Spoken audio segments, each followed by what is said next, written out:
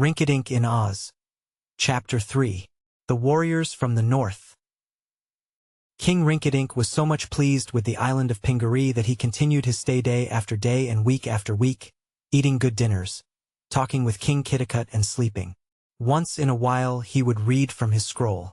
"For," said he, "whenever I return home, my subjects will be anxious to know if I have learned how to be good, and I must not disappoint them."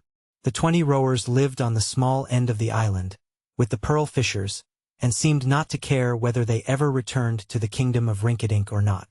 Bill the goat wandered over the grassy slopes, or among the trees, and passed his days exactly as he pleased.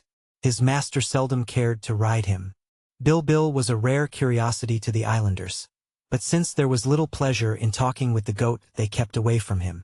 This pleased the creature, who seemed well satisfied to be left to his own devices. Once Prince Inga, wishing to be courteous, walked up to the goat and said, "Good morning, Bill." "It isn't a good morning," answered Bill grumpily. "It is cloudy and damp, and looks like rain." "I hope you are contented in our kingdom," continued the boy, politely ignoring the other's harsh words. "I'm not," said Bill. "I'm never contented, so it doesn't matter to me whether I'm in your kingdom or in some other kingdom. Go away, will you?" "Certainly," answered the prince, and after this rebuff he did not again try to make friends with Bill.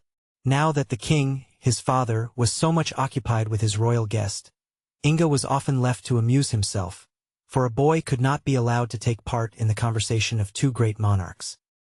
He devoted himself to his studies, therefore, and day after day he climbed into the branches of his favorite tree and sat for hours in his treetop rest, reading his father's precious manuscripts and thinking upon what he read.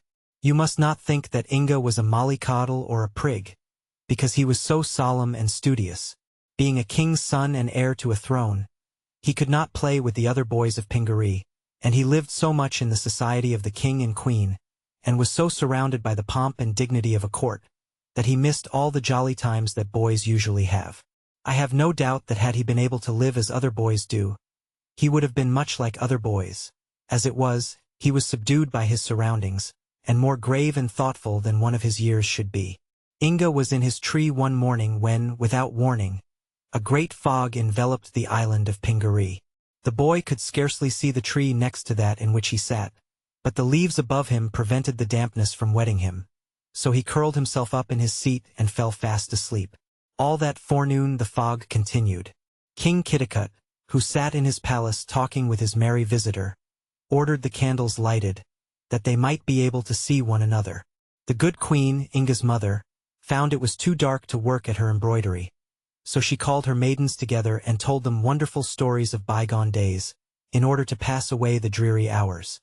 But soon after noon the weather changed. The dense fog rolled away like a heavy cloud, and suddenly the sun shot his bright rays over the island. "Very good," exclaimed King Kitticut. "We shall have a pleasant afternoon, I am sure." And he blew out the candles. Then he stood a moment motionless, as if turned to stone. For a terrible cry from without the palace reached his ears, a cry so full of fear and horror that the king's heart almost stopped beating. Immediately there was a scurrying of feet as everyone in the palace, filled with dismay, rushed outside to see what had happened. Even fat little Rinkitink sprang from his chair and followed his host and the others through the arched vestibule. After many years the worst fears of King Kitticut were realized. Landing upon the beach, which was but a few steps from the palace itself, were hundreds of boats, everyone filled with a throng of fierce warriors. They sprang upon the land with wild shouts of defiance and rushed to the king's palace, waving aloft their swords and spears and battle-axes. King Kitticut, so completely surprised that he was bewildered, gazed at the approaching host with terror and grief. "They are the men of Regos and Karagos," he groaned. "We are indeed lost." Then he bethought himself, for the first time, of his wonderful pearls. Turning quickly, he ran back into the palace and hastened to the hall where the treasures were hidden. But the leader of the warriors had seen the king enter the palace and bounded after him, thinking he meant to escape. Just as the king had stooped to press the secret spring in the tiles, the warrior seized him from the rear and threw him backward upon the floor, at the same time shouting to his men to fetch ropes and bind the prisoner. This they did very quickly, and King Kitticut soon found himself helplessly bound and in the power of his enemies. In this sad condition he was lifted by the warriors and carried outside, when the good king looked upon a sorry sight.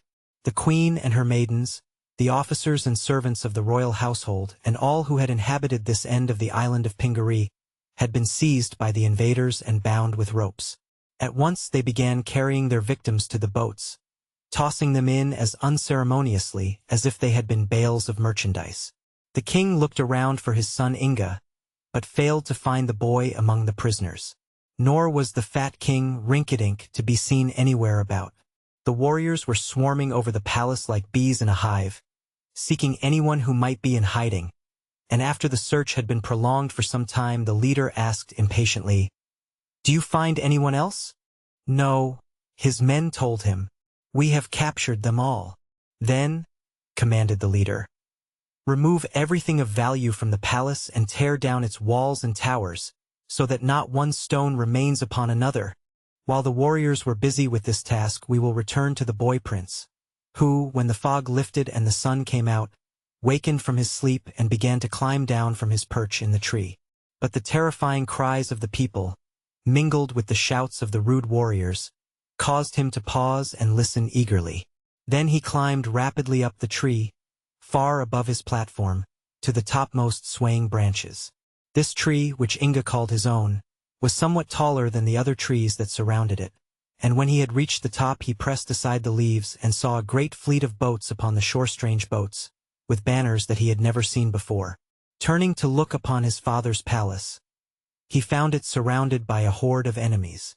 Then Inga knew the truth, that the island had been invaded by the barbaric warriors from the north. He grew so faint from the terror of it all that he might have fallen had he not wound his arms around a limb and clung fast until the dizzy feeling passed away. Then with his sash he bound himself to the limb and again ventured to look out through the leaves. The warriors were now engaged in carrying King Kitticut and Queen Garee and all their other captives down to the boats, where they were thrown in and chained one to another. It was a dreadful sight for the prince to witness, but he sat very still, concealed from the sight of anyone below by the bower of leafy branches around him. Inga knew very well that he could do nothing to help his beloved parents, and that if he came down he would only be forced to share their cruel fate.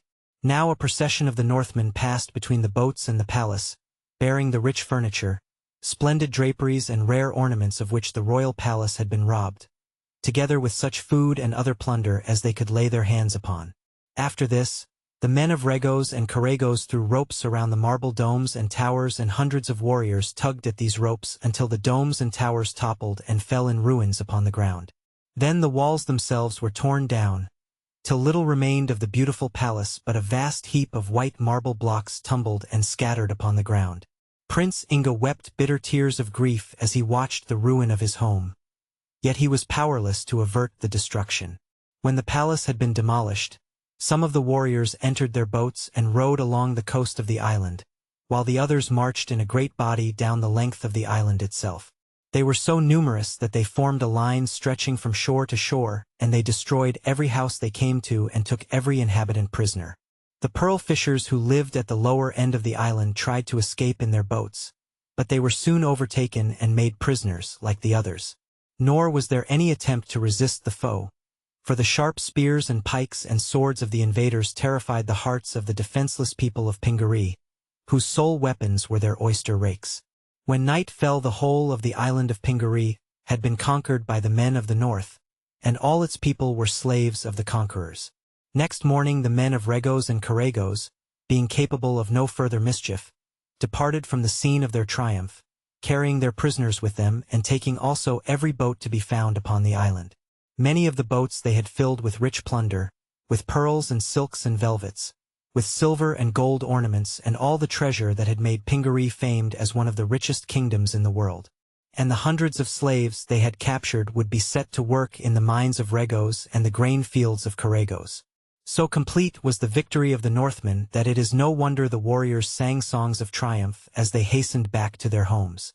Great rewards were awaiting them when they showed the haughty king of Regos and the terrible queen of Karagos the results of their ocean raid and conquest.